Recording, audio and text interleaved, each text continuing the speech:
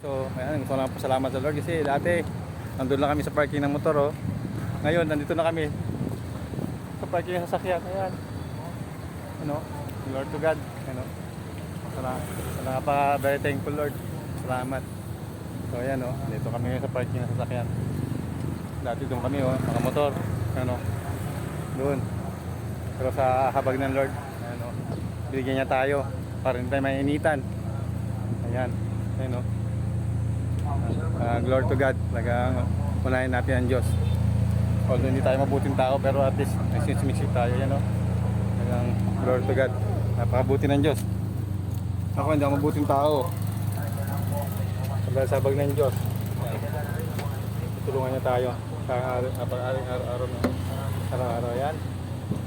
Ayan, no? Talagang maliit lang hinihingi ko sa Lord. Sabi ko kahit maliit lang, Lord, nabigyan sa akin sa sakyan, maliit lang. Pero nabigay sa akin, no? Napakalaki, ano? Napakalaki. Ayan, no? Hindi na pa pamilya, di ba? Talagang napakabuti talaga ng Diyos. Hindi natin masasabi.